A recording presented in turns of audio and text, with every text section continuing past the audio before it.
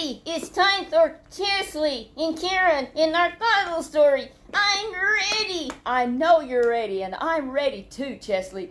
Isn't it good that we get to be here every Sunday afternoon? Oh, yes, and I got you a good story today. Ooh, well, it really got kind of rough. I thought there was going to be a battle. Oh, Chesley, you know, sometimes situations can change suddenly. Everything can be going fine, and the next thing you know, oh, you're getting in a fix. You're going to get in a fix, and it gets really scary. And so what you have to do, put your faith in God. Put your faith in God. That's what we do every day, all day long, every situation. And God doesn't run. No, God doesn't run. He's always there to help us. Chesley, you know something? I don't think you fixed my hair. I think your hair looks okay. And I think it's in the eyes. Well, I don't think it's in your eyes, but if it'll make you feel better. You know, I'm just thinking about looking handsome for the girls. Well, I think you look handsome for the girls. Chesley, you know what we need to do? Let's sing our theme song. This gospel train is chugging up the track, chugging up the track, it's chugging up the track. This gospel train is chugging up the track, chugging to the glory land. That's what it's doing. This gospel train is chugging to the glory land. And Chesley, we can be a part of that. And that's for the real people. Yeah, for the real people. That's right, the real people. Then I can tell the story of Jesus, even though I'm a wooden guy. Yes, wooden guys can tell the story of Jesus. Chesley, in our story today, it comes from the book of Joshua, and that's in the Old Testament. That's in the Old Testament. You're right. And Chesley, Joshua was a true man of God. And when others wouldn't do the right thing, Joshua, he was the man in Caleb. And Caleb, yes, he and Caleb stood true when others would not. They would say, almost like what we'd say, they would jump ship. You mean they was on the water? No, Chesley, it's just an expression. When some people, you can count on them, and all of a sudden, it's just like they want to jump off. It's like you're on a ship. They just want to jump off. They don't want to even try. But Chesley, in our story today, this takes place when there was 2.5 tribes. You know, there was 12 tribes of Israel, and 2.5 of these tribes decided that they didn't want to go ahead and inherit what God had promised them to live in Canaan's land. And it was a beautiful place, and it had all kinds of the crops grew well. It was a place that God had for them. And so God wants you to have it. You need to go for it. That's the best. He has the best in mind for his people. But these people wanted to settle for less. Oh, what do you mean? Why would they do that? Well, Chesley, while they were on the way to Canaan, they came across some land that they thought, no, this is just what they wanted. It was because it was real pretty. They said, you know what? This land is more what we would like. And well, they hadn't even seen Canaan. They hadn't seen Canaan yet, but they said, we don't even want to try. They said, we know there could be nothing better than this. You know something? God had something better. God had something better. And so what happened to them? God agreed that they could settle for less. You know, God didn't like it. It wasn't God's choice. But he saw they were determined. They said, this is better for our crops, all of our stock, you know, that we have, our cattle, and everything, all of our animals that we have. This is the best for us. And they wasn't thinking about living to God.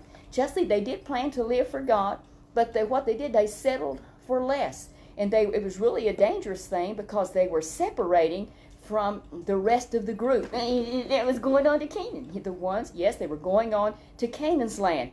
But here they are now. The time has come. So they just stayed right there. No, Chesley, the agreement was, they said, I tell you what, we'll go ahead and we'll help you conquer this land that you're going to conquer. Going to do some battle? Chesley, there was many battles to win, to get the victory over Canaan, because you had people there that served idols. They didn't live for the Lord, and of course they tried to keep their land. That God was with the children of Israel. God was with the children of Israel, and all of those children of Israel, they could have this land. They had to conquer it. It was going to be some battles that they was going to win because God was with them. You better believe they was going to win because God was with them. But these people said, these 2.5 tribes said, well, we're going to help you. We're going to stay with you. And then they did. Oh, no, they did. They kept their vow. They helped these people. And when it was all won, the victory had been won for them. And then the people, each one, Joshua had assigned to them that part of the land there in Canaan that was theirs. They had to go out and finish conquering it. And so now these guys, what are they going to do? Did they change their mind? They could have changed their mind. They could have had some land here, but they still settled for less. They said, we're going to go back now. And Joshua said they can't. Oh, Joshua said they can. Said, you have done what's your part. And said, now if you change your mind and you want to have land here, said you have a possession here. No, they said, you know what to do? No, they said, we're going back. We want to go back, be with our families, and that's where we want to be, back there. That's what we like. They settled for less. But one thing we did find out, was he going to live for God? Yes, they said, we will live for God. And that's one of the things that Joshua and all the leaders said, live for God. Live for God. Don't you dare go back. Don't serve idols. Well, those people had that in mind, that we're going to be faithful. No matter though we live across the way here, and we're not here with the rest of the group. They said, well, we're going to be true and faithful. How are they going to do that? They had just decided, each family, each head of each family, each man, his family, he's going to teach. Each family man, each father, he's going to teach and train his children. What happened on the way back to this land that they were going back to, that they settled for less? They settled for less. When that's on their way back, they came to the border and they said, you know what? Well, did he change their mind? No, they didn't change their mind. They said, you know what? You know, later on, our children might not know what's going on here. And what's going to happen? They're going to go back on God. They said, we want them to know that we serve God. We want them to know why we live here, and the rest of the Israelites, that they live over there in Canaan's land. And so what are they going to do? They're going to have a meeting? They're going to have a family meeting? More than a family meeting. They said, let's build this memorial. So they set up this huge, they made this huge, what we would call like a monument. They erected this huge thing. They built and built. It was very large, and I mean, you couldn't help but see it. And so what are they going to tell their kids? They're going to tell their kids, when their kids would say, what does this mean? And they would tell them about that time that they chose to live here instead of going on. And they said, this is the agreement we made, that we will be faithful to God, even though we live on this side instead of that side. And said, so if we don't live with the others, we're still going to be faithful into it. And so it was a good thing. It was a good thing. It wasn't it was not an idol. But you know what, Chesley? Rumors can get started. But these people made a mistake. They did not tell the others that they had just left from. They didn't tell them what they were doing. They got word that they had built this giant memorial, and they said it was they thought it was an idol. Word got back. It was a rumor had gotten back, and you know what? Those children of Israel over there that had gone to Canaan, they all of a sudden dropped everything they were doing.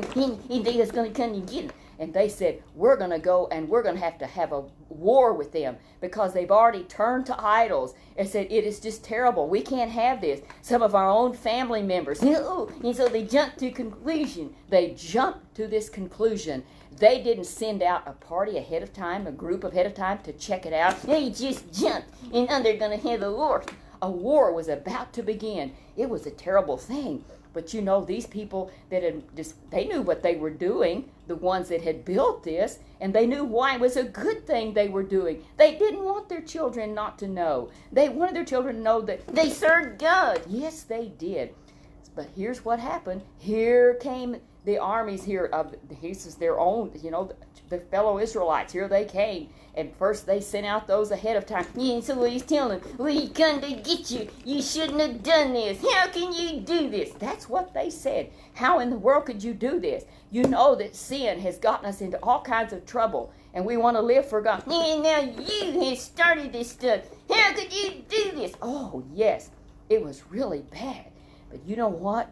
These 2.5 tribes here, the men from those tribes, they suddenly realized, we're in a fix. That's what they thought.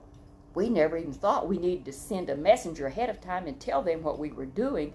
And they said, no, this is not an idol. We love God.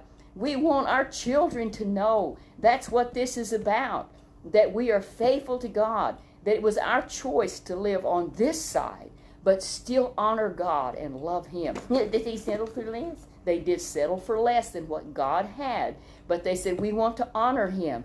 And when those people realized that this was not an idol, and so, was they kind of embarrassed? They might have been embarrassed, but then they probably said, you should have told us. That could have been the idea, that why didn't you tell us? And maybe they could have even helped them do it. Who knows? But anyway, Chesley, that's what happened. When you jump to conclusions sometime, we need to find out first, what is it all about before we tell on somebody. Something you can think something that's not true. That's right. You can think something that's not true. You can get somebody in trouble sometime because you think they're doing something they shouldn't be doing, and you find out that it wasn't that way at all. We've all had something like that happen. Somebody thought we were doing something wrong because we had permission. Maybe we had permission to, let's say that a teacher may have had a student go get something out of her purse even, and so then you're going to say they stole. Or somebody, might say they stole, not knowing that the teacher had said, go and get this pencil out of my purse, or whatever it might be. But Chesley, we need to always be careful and not start rumors. Because, you know what, jumping to conclusions is not a good thing. Jumping to conclusions, I heard, is very poor exercise. Exercise is good, but not jumping to conclusions. And another thing, we need to just get things straight. We need to get things straight. Chesley, if we'll just start things straight, from the beginning, think things through. But one of the main things I want to get across today is, do not settle for less. Even though they're going to keep doing the right thing, even though they were going to keep doing the right thing, they settled for less than what God has. Chesley, we want to always settle for what God has. I believe with all of my heart, he loves us and he wants to give us the very best that he has. He knows what's best for us. And so we need to listen. We need to listen and accept what he has and appreciate it with all of our heart, our soul, our mind, our spirit. And Chesley, right now you need to, don't even say it, I don't want to hear it, I'm getting scared. What do you mean you're getting scared? You know something? I think there's dust in that trunk. Dust in your trunk? You've never mentioned dust. Well, there's a lot of dust now here. It hadn't rained in a while. It's dusty in there. I start coughing. Oh, Chesley, I have not heard you cough. I'm fixing to. No, Chesley, you're not fixing to. Tell everybody goodbye, and you'll see them next week. I think you're stalling. What do you mean I'm stalling? Chesley, you don't want to go to bed. Because of that dust in there, and it's getting all foggy, and you won't be able to find you. You'll be covered with dust. No, you won't be covered with dust. We'll see you next week. Tell everybody goodbye, and you're going to see them next week. If I'm here, Chesley, you'll be here, and you won't be covered with dust. You are stalling, Chesley. You always guess what I'm doing. We'll see you, Chesley, next week, the Lord willing. You be a good kid now. I need a dust rag. No, you don't need a dust rag. We'll see you, Chesley. You behave yourself. We love you.